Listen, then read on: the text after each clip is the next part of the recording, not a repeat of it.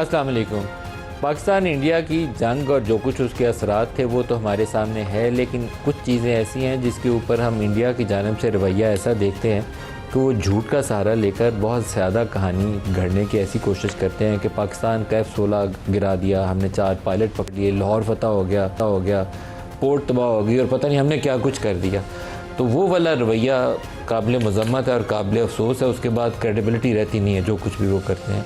लेकिन जो वो नारे लगा के और जो धमकी मेज़ रवैया अपना के उन्होंने पाकिस्तान को ब्लैकमेल करने की कोशिश की थी, 10 मई वाले जवाब ने इंशाअल्लाह अल्लाह के हुक्म से और अल्लाह के फ़ज़ल से उनकी काफ़ी हद तक तसल्ली कर दी होगी। हमारा जवाब नपा-तुला ही रहना चाहिए, हमें वो बड़े बड़े बोल नहीं बोलने चाहिए। अल्लाह की मदद से, अल्लाह की नुसरत से हमें फ़तह नसीब हुई है तो हमें जम के पूरी कौम को, 25 करोड़ लोगों को अपने पाँव पे वैसे ही मजबूती से रहना चाहिए जैसे हमने पहले मई के 2 हफ़्ते गुजारे थे। कि ऐसा कुछ हुआ तो ये कौम 10 लाख की फ़ौज नहीं, 25 करोड़ की कौम आपको जवाब देगी और वो जवाब 25 करोड़ की कौम का ही था। आज सेनेट के अंदर फ़ॉरेन मिनिस्टर इसहाक डार ने कुछ सवालात के जवाब दिए हैं। वहाँ से रोज़ाना एक बयानिया अभी भी आता है कि सीज़ फायर की दरख्वास्त पाकिस्तान ने की थी।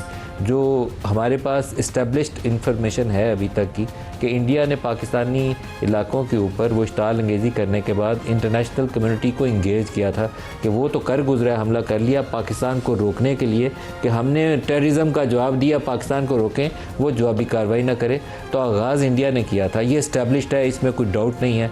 अमरीकी सेक्रेटरी ऑफ स्टेट ने इसहाक डार को फ़ोन किया और उससे पहले जयशंकर से वो बात कर चुके थे और जयशंकर वाली बात को डिस्कस करने के बाद उन्होंने पाकिस्तानी फॉरेन मिनिस्टर से पूछा कि आपका रद्द-ए-अमल क्या होगा। तो इन्होंने कहा कि जो कुछ वो कर रहा है टिट फॉर टैट तो जवाब देंगे, वो इश्ताल अंगेज़ी रोकेगा तो हम भी रोक देंगे। सऊदी फॉरेन मिनिस्टर ने कॉल किया तो उसको भी यही जवाब दिया गया। आज सेनेट के अंदर उन्होंने पूरी उसकी डिस्क्रिप्शन भी दी है, कैसे हुआ, कब हुआ, आप भी सुनिए।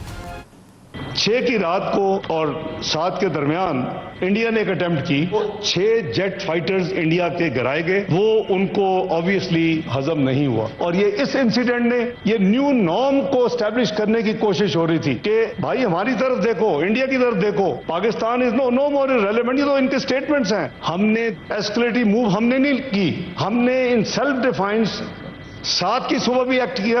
सबसे पहले मुझे जो फोन आता है 8:15 बजे 10 मई की सुबह, अमेरिकी जो सेक्रेटरी ऑफ स्टेट, उन्होंने मुझे कहा कि तो मुझे कहते हैं कि India is ready for stopping the war. मैंने कहा if India is ready we will also stop. हमने सीज फायर किसी को रिक्वेस्ट नहीं की, किसी को हमने ये नहीं कहा कि जाके इनको रुकवाएं। We will not accept any breach of our sovereignty, we will not accept any hegemony. ये हमने क्लियर कर दिया, आप इनका जवाब पत्थर से देंगे। ये इसहाक डार का जवाब है। आज लेकिन पाकिस्तान के जो DGISP आ रहे हैं उन्होंने भी एक इंटरव्यू के अंदर कुछ कहा है, वो भी सुन लीजिए। Anyone who tries to violate our territorial integrity and sovereignty, our response will be brutal, our response will be swift and assured. We love peace. If you see the streets of Pakistan right now, we are not celebrating victory, we are actually celebrating peace. दोबारा हमला करेंगे तो बेरहमी से जवाब देंगे। हमारे साथ जो आज प्रोग्राम में शुरका हैं, शहरियार खान अफरीदी रहनुमा हैं पाकिस्तान तहरीक-ए-इंसाफ से और डॉक्टर मुसद्दिक मलिक वफाकी वज़ीर हैं, दोनों को खुश आमदीद कहते हैं। शहरियार, आपसे आगाज़ करूँगा। पाकिस्तान तहरीक-ए-इंसाफ इस अरसे में, वो मैं तो सोचता हूँ कि 25 करोड़ लोगों से ये बात पूछना उनकी पाकिस्तानियत की तौहीन है, लेकिन as a party, as a leader of Pakistan Tehreek-e-Insaf आप पूरे इवेंट को कैसे देखते हैं, कैसे सपोर्ट करते हैं पाकिस्तान को? जो कुछ हुआ, जो फ़ौज का रिस्पांस था आपके लफ्ज़ों में, वो कैसा रहा? बिस्मिल्लाहिर्रहमानिर्रहीम, इय्याका नअबुदु व इय्याका नस्तईन, सदक़ल्लाहुल मौलाना अज़ीम। बहुत बहुत शुक्रिया। मैं एक बात जो पूरी कौम को कि हक़ और सच की हमेशा जीत होती है। पाकिस्तानी कौम की गैरत को, जज्बे को, सब्र को सलाम है। अफ़वाज पाकिस्तान, हमारी चाहे वो नेवी हो, चाहे वो एयर फोर्स हो, चाहे वो हमारी आर्मी हो, फिर हमारे जो ग्लोबली वो की स्टेक होल्डर्स जिन्होंने दवाम बख्शा, जिसको DGISPR ने भी एक्नॉलेज किया, वो कीबोर्ड वॉरियर्स जिन्होंने फोर फ्रंट पे हमारी यूथ ने इर्रिस्पेक्टिव पॉलिटिकल डिफरेंसेस सब कुछ होने के बावजूद जिस तरीके से कौम यकजा हुई है, उसकी मिसाल नहीं मिलती। This what is required from Pakistan. हम जब भी आजमाइश में आते हैं, नागानी आफत आती है, ज़लज़ला आता है, तो कौम जुड़ जाती है। अल्लाह से इस्तदा है कि हमें 365 डेज़ ईयर और 24 घंटे मुसलसल हमें अल्लाह जोड़े रखे और ये जो मैसेज था बहुत ज़रूरी है। मैं इसके पॉजिटिव इम्पैक्ट ये बताऊंगा कि मेरे बच्चे मुतनफ़र हो गए थे, they never wanted to live here. मुझे फोर्स करते थे कि पाकिस्तान बाबा ये जगह रहने की नहीं। अल्लाह मेरा गवाह है कि मेरे बच्चे मेरे घर में ये जो 10 तारीख़ है, ये सुबह इसने एक नया दवाम बख्शा है, एक नई रूह फूंकी है और पॉजिटिविटी अक्रॉस पाकिस्तान मैंने देखी है। मैंने बॉडी लैंग्वेजेस देखें, बहुत मुस्बत है। और मैं एक स्टेप और आगे जाऊंगा, इसको हमने अपने घर को और ठीक करना है। देखें दुश्मन हमारा इंशाल्लाह, जब आपके पास न्यूक्लियर डेटरेंस हो, म्यूचुअल एश्योर्ड डिस्ट्रक्शन एबिलिटी हो, तो ये सिर्फ और सिर्फ इंडियन फिल्मों की एक सोच रह जाती है जिस पर मोदी RSS मंत्रा चल रहा है कि हम घुस गए हैं और ये कर दिया और वो कर दिया। ये सब डिसेप्शन है और ब्लफिंग है। एक चीज़ मैं आपको बताऊं कि जब हम घर से मजबूत होंगे, तमाम स्टेक होल्डर्स यूनाइटेड होंगे, nothing on earth can challenge Pakistan. One, दूसरी चीज़, इस वक्त की ज़रूरत क्या है कि हम और पॉजिटिविटी इंजेक्ट करें। हम Baloch, Sindhi, Punjabi, Pashtun, Gilgit Baltistani, Kashmiri, Hazarewal, across the border, Islamabad territory, सबको गले लगाएं, यकजा हों। हम फॉरगिव एंड फॉरगेट करें, जो हो चुका उसको साइड। हाँ, लीगल पॉइंट ऑफ व्यू से अदालतों में सब कुछ होता रहे, बट पाकिस्तान की सॉवरेनिटी, इंटेग्रिटी और पाकिस्तान की बुनियादों के लिए हमें ऑल आउट जाना पड़ेगा। उसकी सबसे बड़ी वजह यह है कि इस टाइम हम अगर ज़रा भी लेफ्ट राइट होते हैं तो दुश्मन जिसके 17 फॉल्ट लाइंस हैं, जो दुनिया को झूठ बोलता रहा है, जो दुनिया के साथ मजाक करता रहा है, और दुनिया की सबसे बड़ी जमहूरियत और दूसरी बड़ी मार्केट होने के नाते दुनिया बदकिस्मती से उसके एक किस्म के जाल में फंस चुकी थी। वो सबसे पहले 2019 में पुलवामा के बाद डिप्लोमेटिकली एक्सपोज हुआ, ग्लोबल नैरेटिव्स बदले कश्मीर के हवाले से। ओवरऑल आज इस दिन 10 मई के बाद दुनिया को पता चला कितनी रिजिलियंट कौम है पाकिस्तान। वो जो हमको समझते थे कि शायद ये ख़त्म हो चुके हैं, उनका लेवल कुछ और है, वो उनकी डिफरेंट पेडिग्री है। हम शायद कोई एक ऐसी कौम है जो बनाना रिपब्लिक है। सो बिफिटिंग रिस्पॉन्स था, it was the need of the hour. And last and most important, मैं आपके तवज्जुह से कि पॉजिटिविटी हम इंजेक्ट करें इस टाइम। कोई भी चीज, क्योंकि पाकिस्तान कम्स फर्स्ट, अल्लाह और अल्लाह के रसूल के बाद पाकिस्तान, ये ईमान है, ये इज्जत है, ये गैरत है। सो पाकिस्तान के हवाले से जो सेक्रीफाइसेस हैं, एयरफोर्स का रोल कमेंडेबल, एक नई तारीख रकम की है। और 5th जनरेशन वॉर, खासकर जो J10C का रोल है वो एग्जाम्पलरी है। उनकी स्किल्स को सलाम है, उनकी अजमतों को सलाम है, मेरे शुहदा। और फिर वो माएँ, और एक मैसेज कि वो माएँ जो अपनी औलादों का पता करती हैं हिंदुस्तान में कि जी पता करेंगे क्यों हमारी औलाद शहीद हुई है, अभी हम मारे गए। पाकिस्तान की माएँ क्या कहती हैं कि एक नहीं, जितने भी बेटे हैं वो धरते माँ पे कुर्बान। और मेरा लीडर क्या कहता है कि मेरी ज़िंदगी से भी ज़्यादा अहमियत अफवाज पाकिस्तान की है। तो हम सब यूनाइटेड हैं। और मैं प्लीज़ आपके थ्रू एक और ज़रूर मैसेज दूंगा, खुदा के लिए वो जो अंदर बैठे हुए जो किसी तरीके से डिवीज़न या कन्फ्यूजन फैला रहे हैं, ना करें। ये बदनीयती है इस मुल्क के साथ। बिल्कुल सही। डॉक्टर मुसद्दिक मलिक, आज मुझे इसहाक डार की स्पीच जो सेनेट में थी, वो आपकी पार्टी की तर्जमानी करते हुए उन्होंने की, मुझे उसके अंदर पहली दफ़ा चेंज लगी।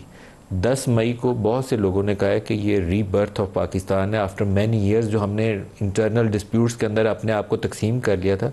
तो इसहाक डार की स्पीच में आज मुझे वो रिफ्लेक्शन लगी है। क्या ये पार्टी की सोच है, नई पार्टी लाई नहीं है? आप सेनेट इंतखाबात के लिए भी ओपन थे, अपोजिशन को इंगेज करने के लिए भी ओपन थे, वेरी फ्लेक्सिबल, मुझे अच्छा लगा। दुश्मन को मुका भी दिखा रहे थे, वो भी इकट्ठा था। तो यही वाला वो चीज़ चाहिए थी जो बड़ी देर से मिसिंग थी। एक तो मैं बिल्कुल एंडोर्स करना चाहूँगा मेरे भाई अफरीदी जो कह रहे थे, शहरयार 100% मैं यही बात करना चाहूँगा। और देखें, हम इस बात को अल्लाह का करम समझते हैं और फ़ख्र करते हैं, गरूर नहीं। तो इस वक्त जो हमारी पोजीशन है वो अपनी अफवाज पे फ़ख्र की पोजीशन है। दूसरी बात यह है कि हम जो बात अब कर रहे हैं वो एतमाद से कर रहे हैं, यानी शक से नहीं। तो चाहे शकूक हमारे अपने माबैन हों, चाहे बैनुल अक़वामी सतह पे हों, मेरे ख़्याल में हमारा एक हमारी अफवाज ने, और जिस तरह हम सारे इकट्ठे हुए हैं, हमारे अवाम इकट्ठे हुए हैं, हमारी सियासी जमातें इकट्ठी हुई बशमूल PTI के, और जिस तरह की तकारीर हमने सब ने मिल के की हैं, और जिस तरह मुल्क की इज़्ज़त का दिफा किया है, उसको प्राइम मिनिस्टर ने भी अपनी स्पीच में रिकग्नाइज़ किया, मीडिया को प्राइम मिनिस्टर ने रिकग्नाइज़ किया। क्योंकि मुझे बड़ी अच्छी तरह याद है कि जिस रात उन्होंने ये शुरू की, जिसको आप फेक न्यूज़ कहते हैं, कि जी कब्ज़ा हो गया, लाहौर के साहिली समंदर पे कब्ज़ा कर लिया और कराची को, तो जब ये शुरू हुई तो एक घड़ी को तो मुझे लगा कि हमारा मीडिया किधर है, इसका जवाब क्यों नहीं दे रहा। मगर जिस रिस्पॉन्सिबिलिटी और मतानत के साथ हमारे मीडिया ने जवाब दिया, उसका नतीजा ये निकला कि 48 घंटे के बाद सारा जो इंटरनेशनल मीडिया था, जो हमारी डिप्लोमेसी को अफेक्ट करता है, वो सारा मीडिया ये कहने पे मजबूर हो गया कि भाई ख़बर जो आ रही है वो पाकिस्तानी मीडिया से आ रही है, उसमें भी 19-20 का फ़र्क होगा, लेकिन फ़ेक न्यूज़ नहीं चल रही हैं वहाँ पे, और जो बात वहाँ से आ रही है वो सही ख़बर है। उसका नतीजा ये हुआ कि हमारी डिप्लोमेसी आसान हो गई। तो ये सिर्फ मीडिया की जंग नहीं थी, ये डिप्लोमेटिक जंग भी थी, जिसमें कंट्रीब्यूट किया बोथ ना हमारी तरफ से फेक न्यूज़ का अंबार चढ़ा सोशल मीडिया पे, ना हमारे ट्रेडिशनल मीडिया ने चलाया। तो मैं ये समझता हूँ, ये भी मैं आपको मुबारकबाद देना चाहता हूँ, आप तो माशाल्लाह थे भी, सरहदों पे थे इस मुश्किल वक्त में और कवरेज दे रहे थे। मगर इन तमाम चीज़ों में एक नई फ़िज़ा पैदा हुई है। हमारा ये ख्याल है, और मैं बिल्कुल इसको प्रेजुडिस नहीं करना चाहता, हमारा ये ख्याल है कि हम पहले भी रीच आउट कर रहे थे और बात कहीं ना कहीं आके लॉक हो जाती थी। और मेरे भाई शहरयार अफरीदी साहब का भी ये ख्याल होगा कि वो रीच आउट करते थे मगर कोई ज़्यादती हो जाती थी ऐसी। लेकिन अब मुझे लगता है कि एक नई फ़िज़ा पैदा हो गई, और कोई भी जब इतने बड़े बड़े मोमेंट्स आए, जैसे मोमेंट्स आए हैं, तो उनमें एक नई स्ट्रेटिजिक स्पेस खुलती है, और मेरे ख्याल में वो स्पेस खुल गई है। चाहे वो बैनुल अक़वामी सतह पे हमारी निगोशिएशंस की कैपेबिलिटी हो, चाहे अंदरूनी तौर पे एक भाईचारे की फ़िज़ा में अपने सियासी मसाइल, अपने इलेक्शन के मसाइल, आने वाले वक्त के मसाइल, अपने मुआशी मसाइल का हो, तो ये बड़ी खुशाइन चीज़ है। और सर 2-3 चीज़ें तो ऐसी हुई हैं जो मैं कहता हूँ अल्लाह की मदद और उसकी नुसरत के बगैर मुमकिन नहीं थी। एक पूरी दुनिया में हमारे जो सबसे करीब दोस्त ममालिक हैं अरब वर्ल्ड में, उन सब ने भी ये सोच लिया था कि इस इलाके की अब नई पावर, जो नई ताकत है वो इंडिया है, पाकिस्तान नहीं है। पाकिस्तान आर्मी से वो हमेशा करीब रहते थे, GHQ से, पोलिटिकल गवर्नमेंट से ज़्यादा रिलेशन रखते थे, लेकिन अब नया तस्वुर ये था कि कन्वेंशनल वॉरफेयर में इंडिया बहुत तगड़ा है। वो मिथ आपने, या अल्लाह ताला की उस मदद ने 10 मई को उस मिथ को तोड़ दिया, उसका वो गुरूर खाक में मिला दिया जब आपने उसके राफेल, जो एक सेंटर पीस था यूरोप की डिफेंस इंडस्ट्री का, आपने उसको गिरा दिया। फिर आपके चाइनीज़, वो जो आपने कामरा में बैठ के बनाए हैं, उन जहाज़ों ने जाके S-400 2 उसकी बैटरीज जो आज तक किसी ने हिट नहीं की, जो रूस का एक मोस्ट एडवांस्ड वर्जन है, उसको आपने 2 बैटरीज को डिस्ट्रॉय कर दिया। अगले दिन मोदी को तकरीर करके दिखाना पड़ा, पीछे बैरल्स नज़र आ रही हैं, पर 2 बैटरीज आपने डिस्ट्रॉय कर दी। उसकी video evidence by the way available है, अगर एयरफोर्स रिलीज़ करना चाहे तो वो भी कर सकती है। तो ये एक नई दुनिया है जिसमें पाकिस्तान की री इमर्जेंस हुई है ग्लोबली। जी, तीन मिथ्स टूटी हैं। एक तो मिथ उन्होंने एक जादू टूने का, एक वो स्मोक एंड मिरर का शो कहते हैं ना, जिसमें उन्होंने ये पूरी दुनिया को कहा, इसमें तो कोई शक नहीं ना कि कन्वेंशनल वॉरफेयर, जैसा कि आप कह रहे थे, उसमें हम सुपर पावर, हमारी दुगनी बड़ी आर्मी, हमारे 5 गुना ज़्यादा जहाज़, हमारे बहरी बेड़े, वो तो बात ख़त्म हो गई।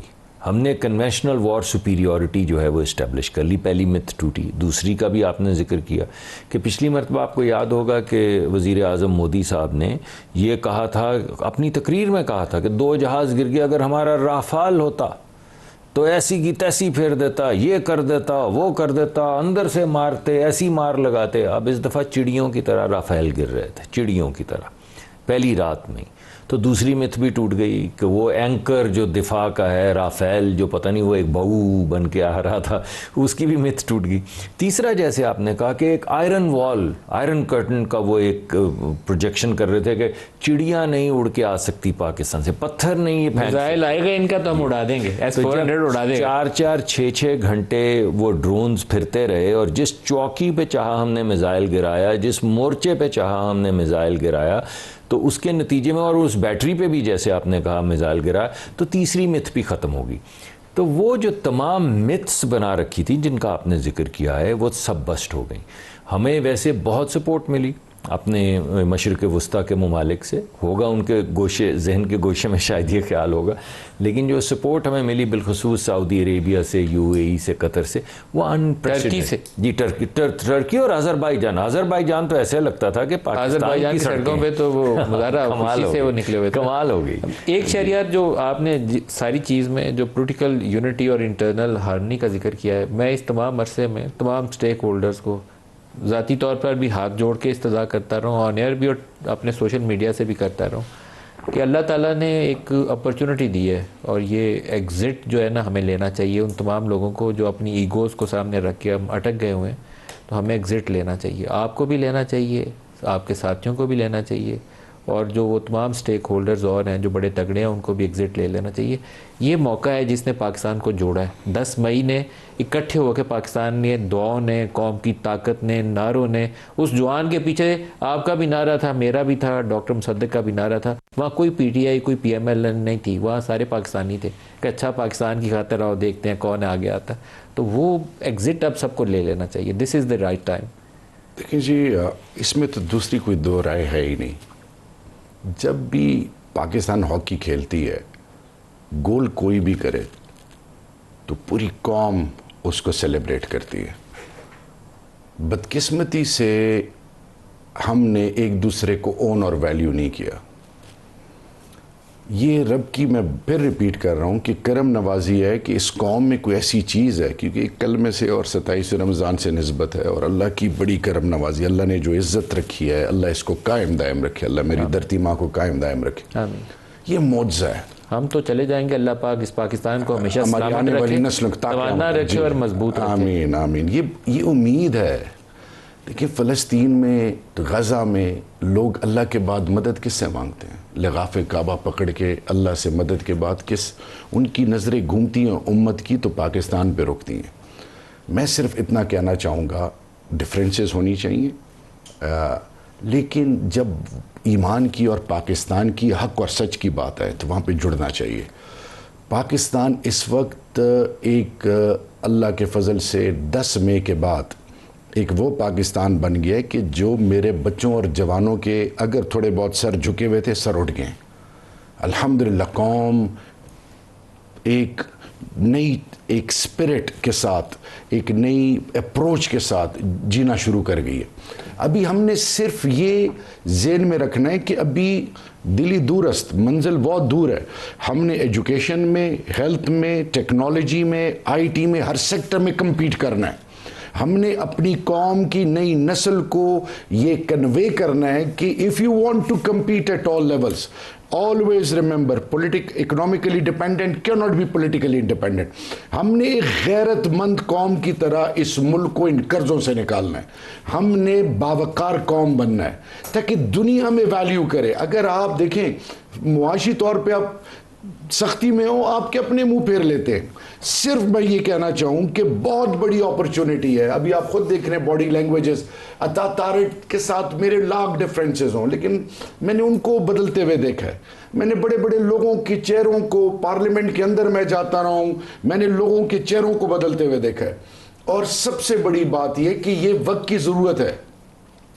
और मैं नदीम मलिक भाई, अभी मेरी, जब आपको मैं देखता था, क्योंकि मैं जब मिनिस्टर था, मैं ईद LOC पे मनाता था अपने फौजी जवानों के साथ। मैं आज भी, ये मेरा ईमान और यकीन है, और आप पता करवा लें फ्रॉम रिलायबल सोर्सेस, कितने खैबर पख्तूनख्वा के जवान, कितने लोग बुजुर्ग ऑफ ऑल एज ग्रुप, वो मेंटली तैयार किया, वो मूव भी कर गए थे, ये क्योंकि पाकिस्तान की जब बात आती है और जब वीज़ावी हिंदुस्तान की बात आती है, एक ऐसी एक कुदरती, एक आप में एक ऐसी एक ईमानी ताकत आती है जिसको आप एक्सप्रेस ही नहीं कर सकते। और रही बात, ये जंग सिर्फ फौज की नहीं है जी, ये पाकिस्तान की हर माँ और हर बुजुर्ग और हर घर के और हर बच्चे और बच्ची की, 25 करोड़ वी आर वन।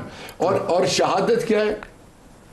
शहादत हर मुसलमान, हर ईमान रखने वाली की जिंदगी का मकसद है। वो 2 लोग जो सिग्नेचर्स करते हुए जो आपको नजर आएंगे ना, उनको खास सलाम करिए। मैं उसकी वजाहत नहीं कर सकूंगा, लेकिन 2 लोग आपको चलिए, हमने हमारी तो जो एयरफोर्स की वर्दी में साइन करते हुए नजर आएंगे, उनको खास सलाम भी करिए। बताया गया। Anyway, डॉक्टर मुसद्दिक साहब, यहाँ पर इन्होंने लोगों के जज्बे की बात की। यहाँ ये जो नूर खान बेस पे मिसाइल अटैक हुआ तो लोग ये रात डर को के लोग- धमाके से जी, भागे नहीं है, वहाँ जॉब नारा कर- तकबीर जॉब करके तो वो तैयार बैठे हुए थे कि बॉर्डर पास ही है तो हमने जाके फतह कर लेना है। लाहौर की वॉल्टन वाली साइड पे 2 उनके वो ड्रोन आए हैं, गिरे। हम तो कवरेज करनी थी, मजबूरी जाना है वहाँ पे, भागो भागो पहुंचो जल्दी, कैमरा लेके देखो क्या हुआ। तो वो लोग वहाँ को 300-400 बंदा खड़ा हुआ हुआ था कि वो पकड़ के उसको जैसे को पतंगे और जाएंगे बॉर्डर की तरफ और दूसरी तरफ जाएंगे उनकी बोकाटा करेंगे। तो ये रवैया तो था, लेकिन हमें इंटरनली अभी बहुत सी चैलेंजेस हैं। उनकी फोर्सेस ज़्यादा दूर नहीं है बॉर्डर से। आपने सीज फायर एग्री की है, जो आपकी वाटर ट्रीटी है वो बंगा का वर्ल्ड बैंक प्रेसिडेंट का स्टेटमेंट तो आ गया, लेकिन वो आपको still that issue needs to be resolve. तो चैलेंजेस हैं जिसके लिए अभी आपको काम करना है, स्ट्रेटजाइज करना है। क्या उसके लिए ज़हन में देखिए हमारे 3 मुझे लगता है कि स्ट्रेटेजिक ऑब्जेक्टिव्स हैं। एक तो पूरा हो गया शॉर्टेस्ट टर्म में कि अल्लाह ने नुसरत या कामयाबी भी दी, और उसके अलावा उसके बाद सीज़ फायर भी हो गया।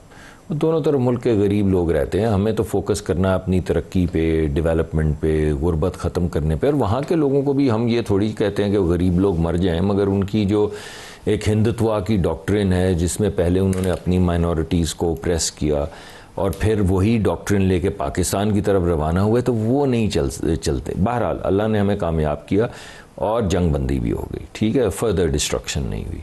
हमारे मीडियम टर्म स्ट्रैटेजी जो है वो पानी से रिलेटेड है, क्योंकि पानी का नहीं है ये मामला पूरी सिविलाइजेशन का है। पानी को मैं हमेशा ये कहता हूँ कि पानी क्या ओरिजिन है, पानी का दरिया है, पानी क्या बेसन है, या पानी एक सिविलाइजेशन है जिसे आप इंडस वैली सिविलाइजेशन कहते हैं।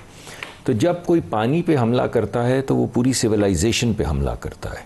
तो हमारी मीडियम टर्म जो स्ट्रैटेजी होनी चाहिए, ऑब्जेक्टिव जो होना चाहिए, वो ये है कि हम पानी की जो ट्रीटी को उन्होंने डालने की कोशिश की, अगरचे उसकी गुंजाइश ही नहीं है। आप कभी पानी पे प्रोग्राम करेंगे तो मैं आपको बताऊंगा। वर्ल्ड बैंक के प्रेसिडेंट ने खुद कह दिया, वो जो बंगा का स्टेटमेंट है उसमें खुद कह दिया कि ये यूनिलैटरल, इसकी कोई सस्पेंशन है ही नहीं, गुंजाइश। तो जो चीज़ हो ही नहीं सकती उसको हम क्या रिकग्नाइज करें। लेकिन बहरहाल टेबल पे बैठ के इसको सेटल करके इसको आगे लॉन्ग टर्म में बढ़ना हमारे लिए ज़रूरी है। ये हम अल्लाह ने ये इस पूरी डिस्कशन में वो रास्ता खोला है। अब हम पे ये मुनहसर है कि कहीं हम उसको मसदूद तो नहीं कर देंगे, या कि एक जिसको मैं कहता हूँ शक से ना देखें, एतमाद से देखें और अपने इंटरेस्ट को देखें और उसको लेकर आगे बढ़ें। मगर लॉन्ग टर्म में सर ये तमाम मामलात हल ही नहीं हो सकते जब तक कश्मीर का मामला हल नहीं होगा। उसकी वजह ये है कि रूट कॉज वो है, वरना कल तो होगा तुमने मुझे घूरा क्यों सरहद के पार, पानी चलो नहीं था तो तुम्हारी तरफ से चिड़िया को कबूतर और हमने तुम्हारा गिरा दिया। तो इस वजह से जो रूट कॉज है वो कश्मीरी है। कश्मीर भी नहीं, कश्मीरी हैं जिनका इस्तेहसाल किया जा रहा है, जिन्हें हक़ खुद इरादियत दिया गया है। लेकिन वो अंग्रेजी में वो कहते हैं ना कि एडवर्सिटी में भी अपॉर्चुनिटी होती है, तो आपको उसके ऊपर कैपिटलाइज करते हुए अपने रास्ते। और मुझे लगता है कि इस वक्त बहुत ज़्यादा गंगो होकर उस अपॉर्चुनिटी को ऊपर ना अपनी पे हमला करें। इस वक्त बड़े एतमाद के साथ, सुकून के साथ और ताकत के साथ जाके उस दोनों चीज़ों को, तीनों चीज़ों को निगोशिएट करें। बिल्कुल सही। एक ब्रेक ले लेंगे, हमारे साथ रहिए।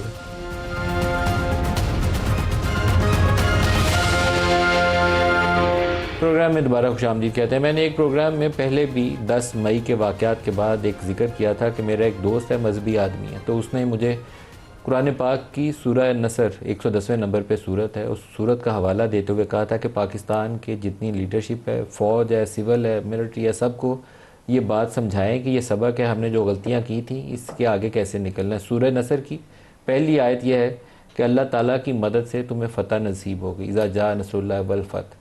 लेकिन उसकी जो आखिरी आयत है जिसके ऊपर उसने बहुत ज़ोर दे के कहा कि हमें उससे सीखना है और आइंदा के लिए आगे कैसे बढ़ना है, मिल जुड़ कर, जो मैंने पूरे प्रोग्राम में आज सारों से सवाल किए हैं। आखिरी आयत है उसकी, फसब्बे बिहम्दे रब्बी का वस्तगफिर, अपने रब की तस्बीह कर, हमद कर, तारीफ़ कर और तौबा कर, वस्तगफिर इन्नहु काना तव्वाबा, अल्लाह तौबा कबूल करने वाला है। कि उसकी मदद से तुम्हें फ़तह तो नसीब हो गई है, लेकिन अब माजी की गलतियों से तौबा कर ले, अल्लाह तौबा कबूल करता है। तो ये अब हम 25 करोड़ लोगों के लिए ये मैसेज है। अल्लाह ताला ने कुरान पाक की सूरत के अंदर हुक्म दिया हुआ है सिर्फ आंखें खोल के हमें उसको पढ़ने की, और अल्लाह ताला हमें वो शऊर उता करे, उसको समझने की ज़रूरत है। मैं आप दोनों से दरख्वास्त करता हूँ, पहले डॉक्टर साहब आपसे आगाज़ करता हूँ। कोई भी मौका होता है सीखने के लिए, आगे बढ़ने के लिए, हमें सीख लेना चाहिए। जी 100%, इसमें कोई शक नहीं है जी। मैं आज हमारे इस प्रोग्राम की स्पिरिट आप देख लें, आज सुबह आप जिक्र कर रहे थे सेनेट की स्पिरिट देख लें, इस स्पिरिट को सैबोटाज करने में कुछ भी नहीं लगेगा। एक प्रोग्राम लगेगा, एक तकरीर लगेगी, ओ ये शुरू हो जाएगी।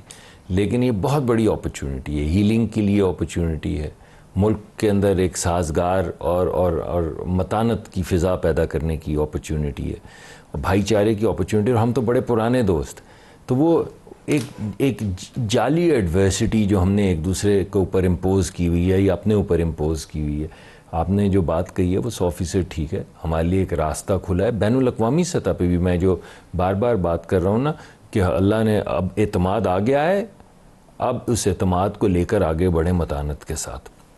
दरवाज़े रास्ते अल्लाह के रास्ते में वहाँ इंटरनेशनली भी खोलें और अपने मसाइल को हल करें और अपनी तरक्की के रास्ते ढूंढें। और अंदरूनी मुल्क में भी जो हमारी बहुत ज़्यादा फ्रैक्चर्स, तफरीक़ों को ख़त्म करें। जी बिल्कुल, आई कम्प्लीटली। देखिए जी, इसमें ये आज एक दफ़ा फिर अल्लाह की ख़ास करम नवाजी। अदरवाइज़ टॉक शोज़ में, चैट शोज़ में जाते थे तो एक अजीब माहौल होता था। ये अल्लाह की करम नवाजी है कि इसमें हमें एक बड़ी आजमाइश से गुज़रना पड़ा है। पूरे पाकिस्तान का मुस्तकबिल, इस खित्ते का मुस्तकबिल, दुनिया के अमन का मुस्तकबिल स्टेक पे था, जिसमें अल्लाह ने बड़ी इज़्ज़त रखी है।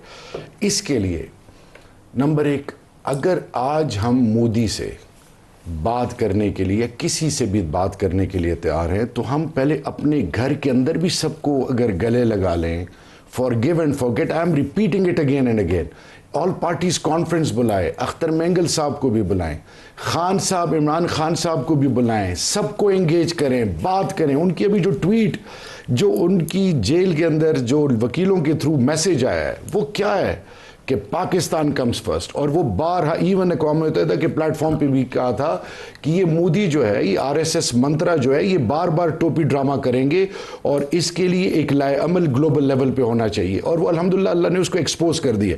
मैं पहले पाकिस्तानी हूँ, आज अगर मैं इस कुर्सी पे बैठा हूँ अल्लाह के बाद इमरान खान और क्वाड के अवाम की वजह से बैठा हूँ, लेकिन मेरा मुल्क, मेरा ईमान है और इज़्ज़त है। तो जब पाकिस्तान प्रायोरिटी है, और यही इमरान खान कहता है कि मेरी ज़िंदगी से ज़्यादा अहमियत अफवाज पाकिस्तान की है, आज हम सब ने मिलना है, बैठना है। खान या हम कोई किसी किस्म की अनड्यू फेवर्स नहीं चाहते। हम चाहते हैं कि सब इकाइयों को, सब स्टेक होल्डर्स को बिठाएं। इस वक्त मेरा जवान बॉर्डर पे, चाहे वो फाटा मर्ज डिस्ट्रिक्ट में, कहीं भी अक्रॉस पाकिस्तान, चाहे वो बलूचिस्तान में, क्या जनरल जंजुआ ने BLA जो बलूचिस्तान लिबरेशन आर्मी, उनके साथ बात नहीं की? वो जवान जिन्होंने असला उठाया था, उन्होंने असला भी गिराया और मेन स्ट्रीम में आए। भाई आप इनिशिएट करें, लोगों को एंगेज करें, लोगों को दिल जीतना सीखें। इस वक्त की ज़रूरत है। इमरान खान के साथ आपके लाख इख्तिलाफात हों, वो मुल्क के लोगों के दिलों में धड़कता है। इख्तिलाफात हमसे किसी से भी हो सकते हैं, अदालतों में हमें लेके जाएं, हम वहाँ पे उसका मुकाबला करेंगे। लेकिन जब पाकिस्तान की बात आए, पाकिस्तान की यूनिटी की बात आए, खुदा का वास्ता है, उसमें ज़ाती पसंद नापसंद ना हो, उसमें पाकिस्तान और पाकिस्तान के लिए वो यकीन, एतमाद और इखलास हो जिससे फिर अल्लाह की मदद आए। डॉक्टर साहब, जो इमरान की पॉलिटिक्स है वो नून लीग की नहीं हो सकती, नून लीग की इमरान की नहीं हो सकती। आप दोनों बड़ी पार्टीज़ हैं, आपकी अपनी अपनी पॉलिटिक्स रहेगी, एक दूसरे से इख्तलाफ भी रहेगा, लेकिन इख्तलाफ जो है वो इसी पाकिस्तान के अंदर रहते हुए, पहचान इसी पाकिस्तान के साथ जुड़ी हुई है। हुकूमतें, जमातें, इज़्ज़तें, ये कोर्ट, ये टाइयाँ, ये सारा कुछ इसी मुल्क की बदौलत है। तो हमें उसके अंदर रहते हुए आइंदा के लिए रास्ता खोलना है। जी बिल्कुल, 100% जी। और कई दफ़ा ऐसे हुआ है कि फॉर एग्ज़ाम्पल हम प्रोग्राम कर रहे होते हैं, रास्ता खुलता है जी। मैंने इंटरनेशनली भी जो बात किया, मैं लोकल उसको ले आता हूँ। मान लें कि खान साहब के जो केसेस हैं उनकी रेजोल्यूशन अदालतों के ज़रिए होनी, मान लें थोड़ी देर के लिए, लेकिन अगर उसको कंटिजेंसी बना के हम एक दूसरे से लड़ते रहेंगे तो लड़ाई बढ़ती चली जाएगी। लेकिन अगर हम रास्ते खोलना शुरू कर दें, जितनी भी हमें स्ट्रेटिजिक स्पेस मिलती है, मसलन अगर हम पार्लियामान के अंदर वज़ीर आज़म साहब ने दावत दी कि मैं आपको दावत देता हूँ, PTI का नाम लेके दावत दी कि और आप मेरे पास नहीं आना चाहते तो स्पीकर साहब के कमरे में हम चले जाते हैं, आप आए मेरे साथ बात करें, हम सबसे बात करें। अब होता ये है कि बात, और जो आज स्पिरिट है बड़ी अच्छी है, और जिस तरह ये कह रहे हैं कि हम कोई स्पेशल फेवर्स नहीं मांग रहे, अदालत के मामलात अदालत में चलते रहेंगे, लेकिन आपस के मामलात तो तय करें। तो उन मामलात में बहुत सी शिद्दत, बहुत सी हिद्दत, बहुत सी पोलराइजेशन, बहुत अल्लाह पॉलिटिकल लीडर्स को वो हिम्मत और वो बसीरत अता फरमाए जो पाकिस्तान की मजबूती का सबब बने, आगे बढ़ जाएं इस मौके पे। मैं एक नौजवान को, बाकियों को भी, लेकिन मैं आप सबको इसलिए कहता हूँ कि you are the decision makers, take those decisions, घबराएं नहीं, घबराए बगैर फैसले लें।